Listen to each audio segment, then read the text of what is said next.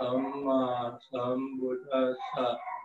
Namo tassa bhagavato arahato sama sambuddhassa. Sukho buddhanang upadoti. Kelahiran Buddha membawa kebahagiaan bagi umat manusia.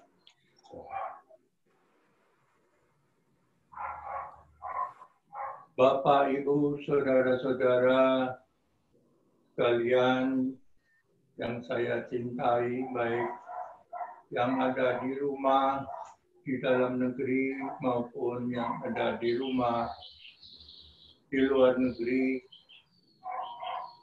saudara-saudara yang bisa mendengar suara saya.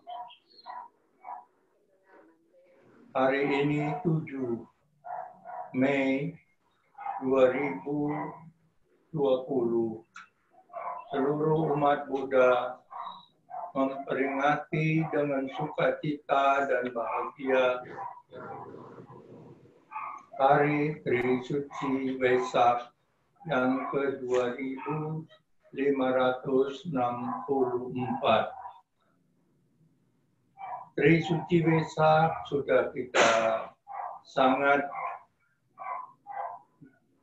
paham, yaitu memperingati 3 peristiwa di dalam kehidupan Guru Agung Buddha Gautama yang terjadi pada saat purnama Sidi bulan Waisakha dalam tahun dan tempat yang berbeda.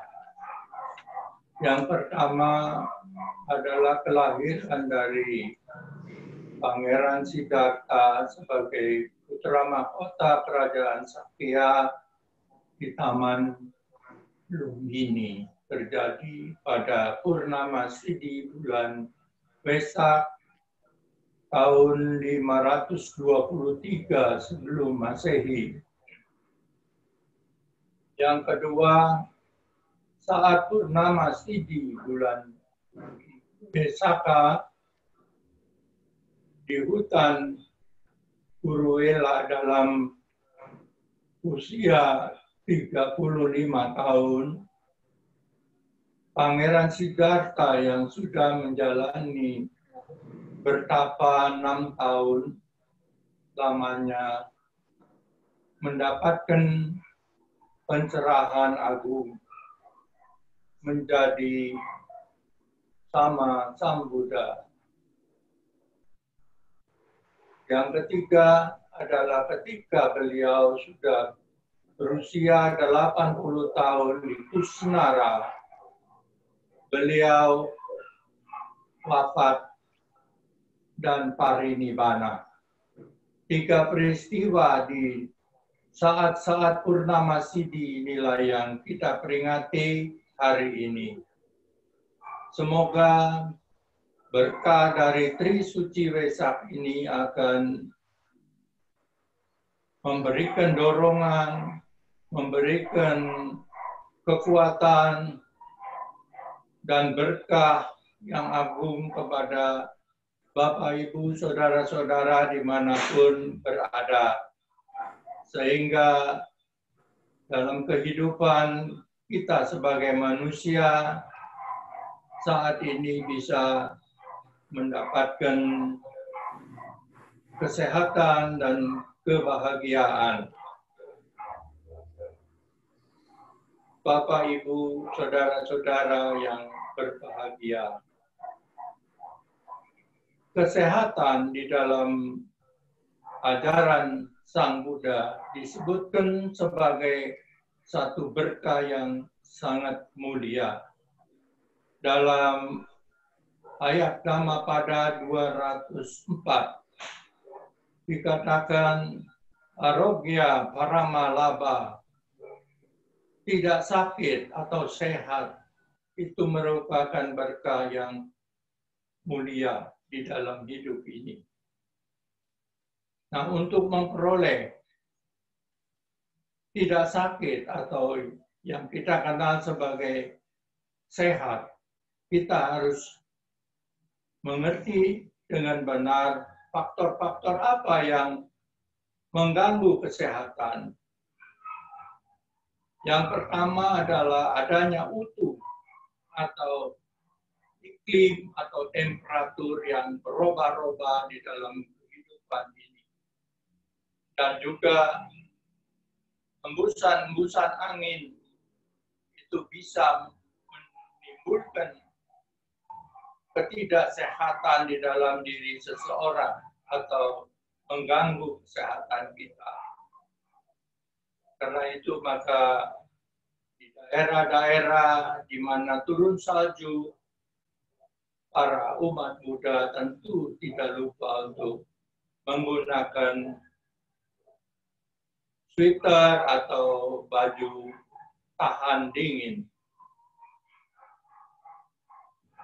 Yang kedua adalah bahwa kesehatan sangat tergantung dari apa yang disebut faktor-faktor luar.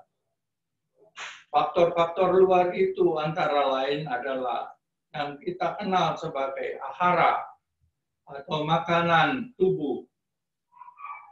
Karena makanan tubuh ini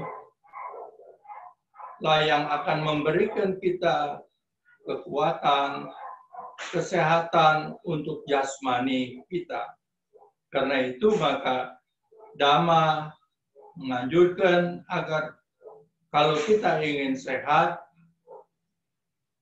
hendaknya kita makan makanan yang bergizi dan secukupnya. Artinya makanannya baik, bergizi, memenuhi standar kesehatan yang diperlukan oleh tubuh kita, dan juga secukupnya. Secukupnya ini artinya bukan makan sekenyang-kenyangnya, tetapi makanlah sesuai dengan kebutuhan kita. Ya. Ada satu peristiwa di dalam kehidupan Guru Agung, yaitu mengenai Baginda Raja Pasenadi Kosala yang datang mengunjungi Guru Agung setelah santap siang. Dan karena terlalu banyak makan, maka ketika mendengarkan Dhamma, Raja Pasenadi Kosala tertidur. Setelah terbangun, ternyata Guru Agung telah selesai berkhotbah. Ya, tentu ini merupakan satu kerugian bagi seseorang yang mendengarkan Dhamma lalu tertidur. Maka Guru Agung menganjurkan kepada Raja Pasenadi Kosala untuk mengurangi makannya sedikit demi sedikit, sehingga akhirnya didapatkan standar yang cukup untuk kehidupan raja. Sehingga raja yang tadinya gemuk menjadi lebih kurus, tetapi dengan badan yang kurus ini beliau menjadi lebih sehat. Jadi ternyata terlalu banyak makan juga bukan merupakan jaminan kita menjadi sehat. Bahkan dewasa ini banyak kematian terjadi karena kebanyakan makan. Apalagi dalam zaman modern sekarang ini, makanan-makanan itu bukan makanan yang dibutuhkan oleh badan. Kebanyakan makanan-makanan yang lebih banyak mengandung unsur-unsur yang kalau tidak bisa diserap oleh tubuh itu menjadi racun. Karena itu maka umat Buddha yang ingin sehat di dalam kehidupannya hendaknya juga bisa mengatur kehidupan, memasukkan ahara atau makanan itu secukupnya, tetapi punya gizi yang baik. Yang kedua, kita juga harus menjaga kebersihan hidup. Supaya kalau memakan sesuatu, hendaknya kita tahu di mana kita membeli, supaya jangan kita membeli sembarangan di tempat-tempat yang kemungkinan besar itu mengandung bibit-bibit penyakit atau virus-virus yang mengancam kita punya tubuh. Dewasa ini di mana kita sedang memerangi COVID-19 sebagai pemerintah yang tanggap akan kesehatan warganya, maka pemerintah telah membuat satu peraturan. Hendaknya selalu jangan lupa mencuci tangan sebelum kita makan atau memakan sesuatu yang kita curigai itu mengandung virus COVID-19. Kedua, kita juga jangan lupa untuk kalau keluar rumah itu menggunakan masker, sebab COVID-19 penularannya adalah dari droplet yang dikeluarkan oleh seseorang yang kita tidak tahu dia menyebarkan virus atau tidak, ya. Dan juga kita harus taat pada aturan pemerintah, yaitu social distance. Artinya jangan duduk berdekat-dekatan, ya. Sebab bisa saja kita bicara lalu kemudian air ludah kita atau air liur itu terpancar, tersebar ketika kita bicara atau kita tertawa, ya. Karena itu maka arahan dari pemerintah hendaknya harus ditaati. Kalau kita ingin supaya pandemi COVID-19 ini itu segera bisa dilenyapkan, supaya jangan terus berlangsung karena ini sangat berbahaya. Itu adalah unsur dari luar yang kita bisa lihat, ya bisa tangkap, tetapi ada yang oleh Dhamma juga diperingati, yaitu unsur batin atau intern. Sebab unsur batin ini juga tidak kalah pentingnya, karena manusia ini membutuhkan makanan, bukan makanan jasmani saja, tetapi juga tidak boleh dilupakan itu makanan batin yang juga sangat banyak, yaitu melalui panca indera kita. Panca indera merupakan juga pintu masuk daripada makanan batin yang disebut Kabalingkara Ahara. Melalui panca indera itu kita menerima banyak kesan-kesan. Ada yang indah, ada yang buruk, ada yang menyenangkan, dan ada juga yang menjengkelkan. Nah, kalau kita tidak bisa memanage diri kita, mengendalikan emosi kita, maka kita juga bisa memasukkan makanan-makanan batin yang tidak sehat. Dan akibatnya batin kita tidak bisa tenang. Dan kita tahu bahwa batin yang tenang, batin yang selalu seimbang, itu akan meningkatkan daya tahan tubuh seseorang. Jadi bukan hanya makanan ahara saja, tetapi makanan batin juga. Para tabib di zaman dulu itu sangat mengetahui adanya hubungan yang erat antara jasmani dan batin. Jadi kalau seseorang karena selalu sedih, selalu mendongkol, maka itu akan mempercepat dia mendapat penyakit paru-paru. Ya, kita tahu bahwa di dalam kehidupan ini, kalau ada orang yang selalu sedih hidupnya, maka dengan sendirinya dia akan mendapatkan penyakit paru yang berat. Ya. Kalau dia sebaliknya, misalnya bisa tenang, ya, bisa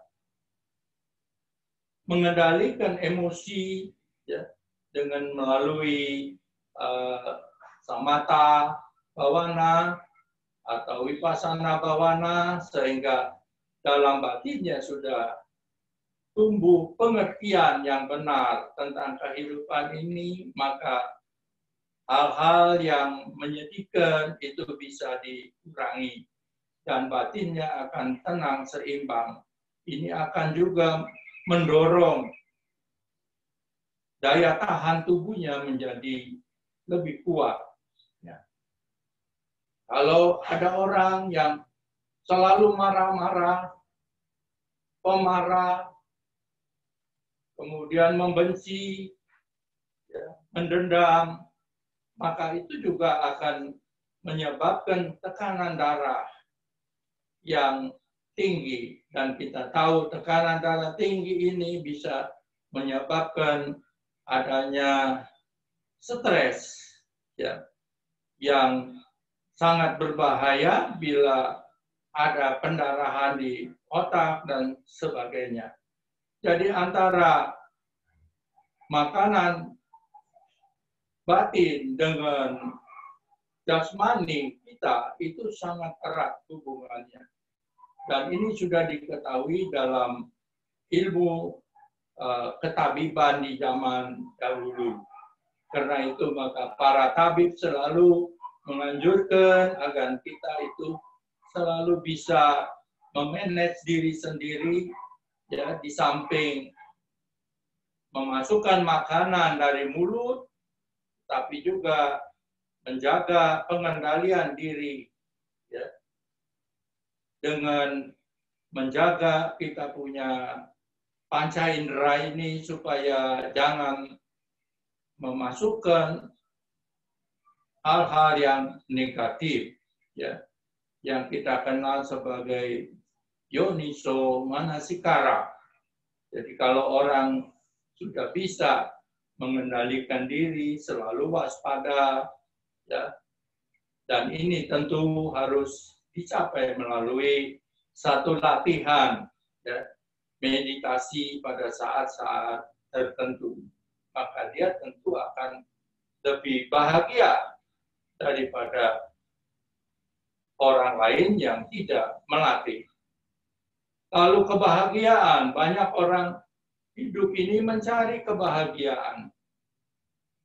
Di mana sebenarnya kebahagiaan itu ada? Ternyata kebahagiaan bukan terletak pada banyaknya harta yang kita miliki.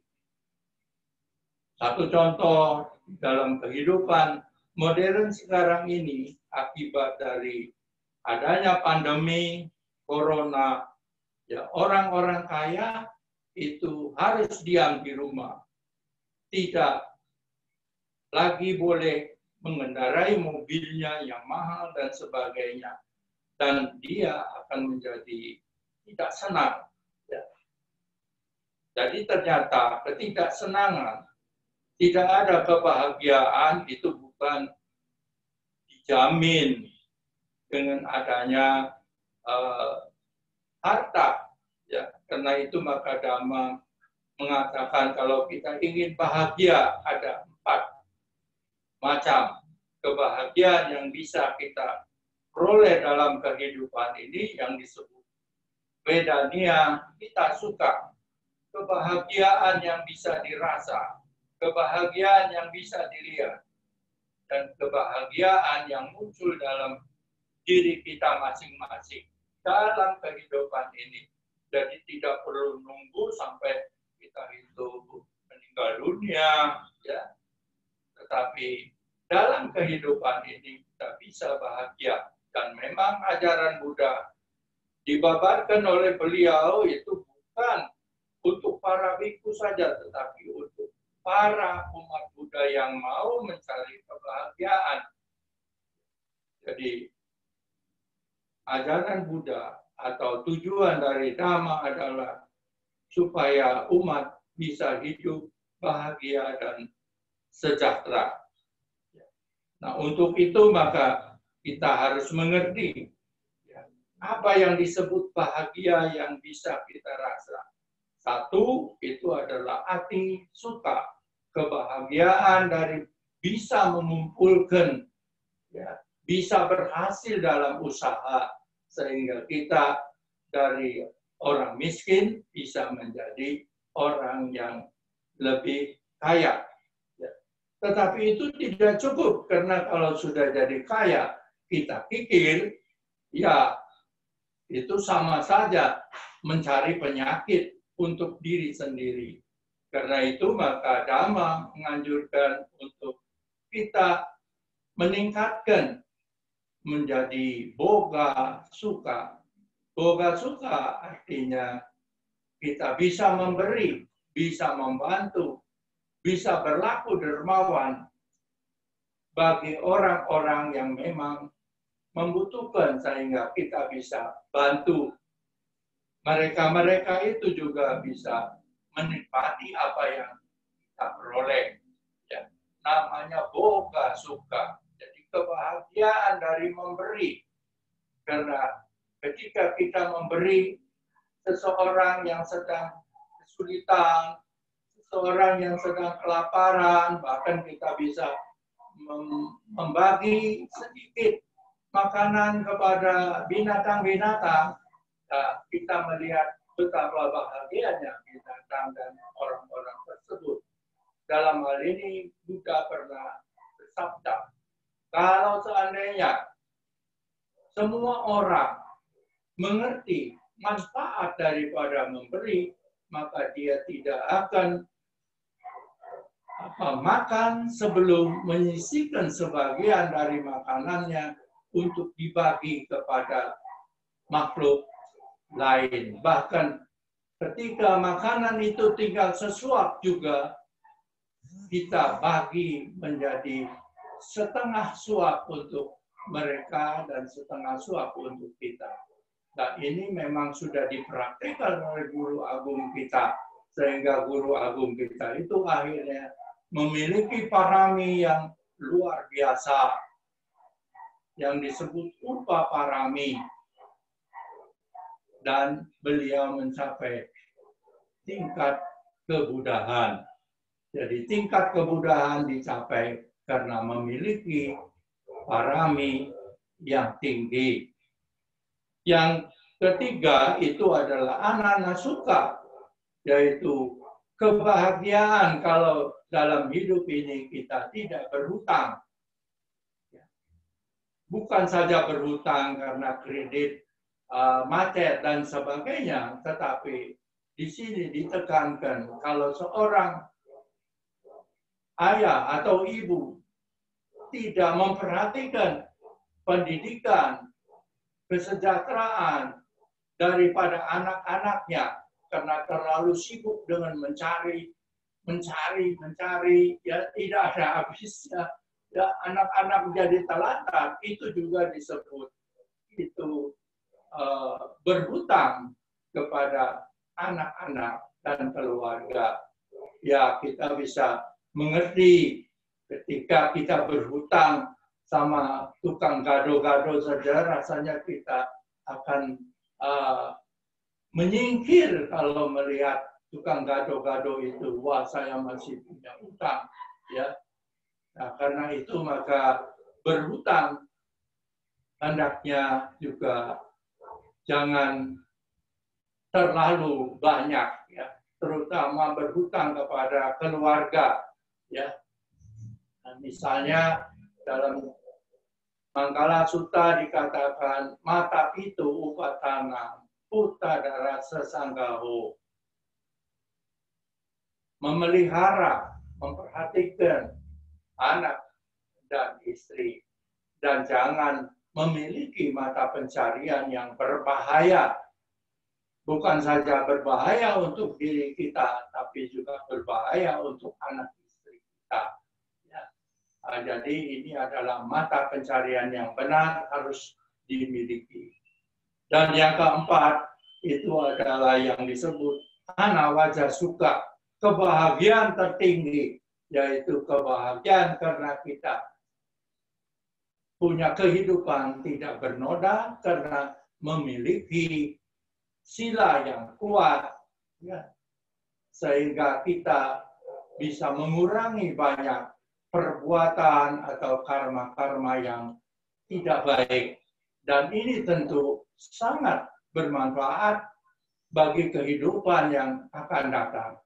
Kita Sang Buddha di dalam Saleyaka Sutta mengatakan bila ada orang silanya kokoh, sering berdana atau mengembangkan sifat caga atau kedermawanan, maka setiap aditana yang dilakukan oleh orang itu kemungkinan akan berhasil. Tetapi kalau sebaliknya, maka dia masih tetap akan mengalami kehidupan di alam samsara atau lahir mati. Ya.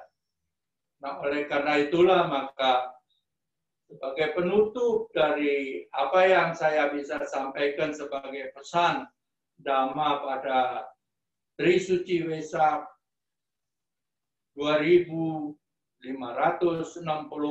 ini, saya mengangkat ayat Dhamma pada 79. Ya. Dhamma cari sukang piti atau Dhamma cari sukang seti. Asming loke parami jati. Bila kita selalu bisa praktek Dhamma yang benar, maka kita akan mendapatkan kebahagiaan sekarang maupun dalam proses kehidupan selanjutnya dalam mengikuti samsara ini atau roda kelahiran ini. Sabe satra bawantu sukitata, semoga semua umat baik yang di dalam negeri maupun di luar negeri selalu dalam berkah tiratana dan peroleh kemajuan lahir dan batin. Terima kasih. Semoga semua makhluk hidup berbahagia.